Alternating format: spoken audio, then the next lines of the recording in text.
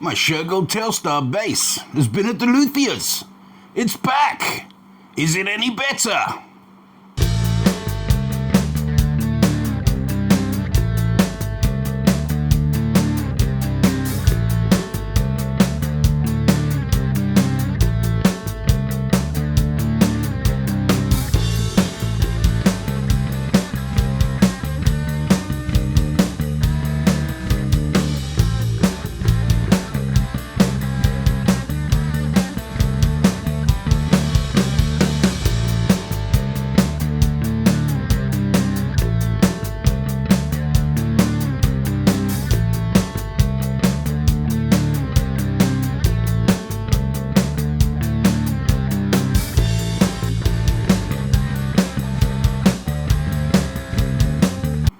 Alright everyone, Simon here, hope you're doing well, having a good week, that sort of thing.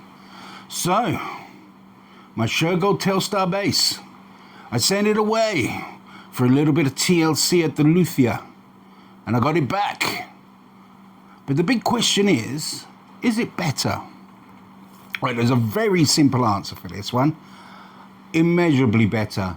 Oh my God, what a difference. Now, the reason I wanted to make this video was because in the last one I brought up quite a few negative points about the guitar which was spoiling my enjoyment of it. And I did say in that video that I was going to get it looked at, which I did. I've had it back a couple of weeks now, and oh my God, I just can't stop playing it. I'm just playing it all the time. I'm using it on every recording I'm doing at the moment. I'm even just sitting down noodling on it all the time. It's just made a huge difference to the point of I love this guitar now. So let's have a little bit of a noodle, shall we? Let's have a pick noodle.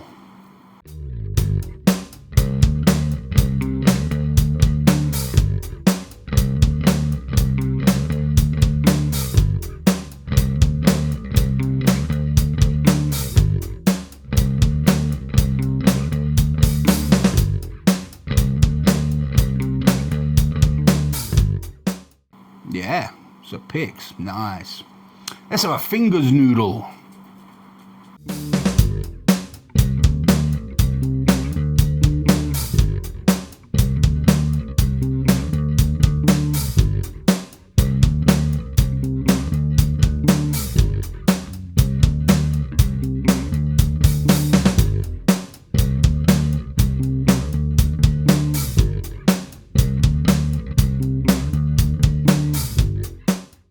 Finger style, plays nice. Let's have a slap noodle.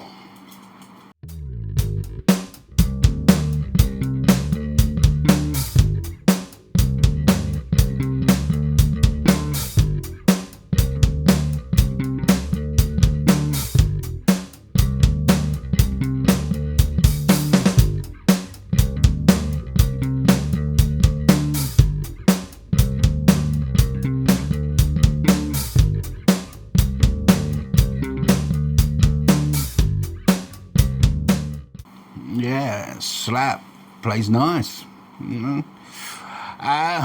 So yeah, I'm just so happy. I had a feeling that this was a good guitar. It was just missing something, and that something was a good setup. So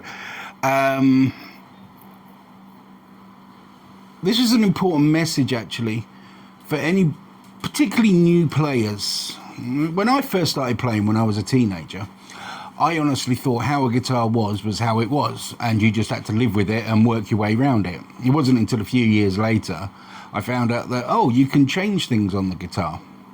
So my message to new players is, if you get a guitar and it's not doing it for you, instead of getting rid of it and buying another one, see if you can get it set up to how you want it to play. All right? It might be a viable option. Now, so timeline of events. After the last video, I took the guitar to a local guitar shop. I explained to them what the problem was, and they had it for a week. And sure enough, I was right. They had to replace the nut. They had been cut way too deep to the point of useless. And they said that the neck really wasn't set up properly at all. Okay, so these things happen. They replaced the nut, sorted out the neck, sorted out the intonation, that sort of thing. And in the shop, when I went to pick it up, I sat down and had a little play with it before leaving the shop to make sure I was happy. And I just, after playing it, I just had this big grin on my face for the rest of the day. You know, I was just grinning like a Cheshire cat. I was so happy, so happy. And I've got it back, and all I want to do is play the guitar. And that's all I have been doing, is just playing the guitar. Even when I've just been sitting around noodling, you know, watching something on YouTube, I've just been sitting there playing the guitar. Okay. So, I am quite literally over the moon, because it's playing how I wanted it to play, how I felt it should play, and how I expect it to play. Now, there's a couple of things, yeah. Being a short scale bass, the strings react differently, yeah. Now, what I mean by that is, for, say, a bass player who's never had a short scale bass before, and they go from a normal scale bass or a long scale bass to a short scale bass, the strings will react differently. You don't have to be as forceful, okay? So you do have to get your head around that a little bit. Once you've got your head around that, yeah, easy peasy. Right? It is quite tactile. The pickups, you know, they got the Filtertron type pickups. They got a real grind to them. I really like them, but it does take a bit of getting your head round after being used to, in my case, most of my basses are humbuckers. So it does take a bit of getting your head around, but I like the sound. I like that, you know. Good and bad points. Let's do the bad points. I'm still not happy that I can't get a replacement pick guard. That's my only bad point, really. Yeah. I've got my head around the fact that the knobs are small. And it's just like, oh well, it is what it is. Good points. The neck is amazing. I love the neck. I want this neck on all my guitars. Yeah. It feels like there is a bass there as well. Sometimes with short scale basses, if you come from a normal size bass to a short scale bass, you can kind of look down and go, what's this? Where's the bass? But with this, you actually feel, you don't get that feeling. You don't think, where's the bass? You know, it's weird. It's weird. I love the body shape as well. Yeah. It's such a comfortable bass to play as well. Really comfortable. I could play it all day, and I have been. All right. Also, as well, they are something different.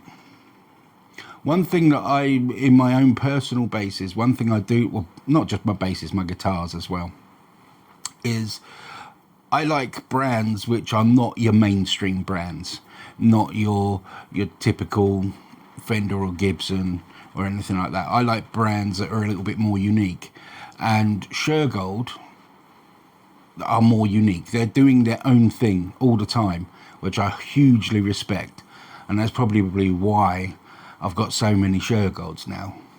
Also, my very first guitar ever was a Shergold, so I respect that. I've always been let's go for the outside option, as it were. Yeah, if that makes sense. I know I'm a bit waffly today. I apologise. So, to wrap this up, a screwdriver, some Allen keys, and a bit of patience has transformed this bass to something I didn't want to play to something I can't stop playing. All right? That's all it took. All it took. Obviously, I didn't do the work. Paid somebody who knows what they're doing. All right, so it's a little bit short and sweet. I just wanted to do a follow-up from the last one where I was speaking a bit negatively, because everything has changed now. All right. Hope that all makes sense. If it doesn't, drop a comment below and let me know. I'll always happily clarify anything. Yeah, that is it. So anyway, I've been Simon, you've been amazing, and I'll see you soon.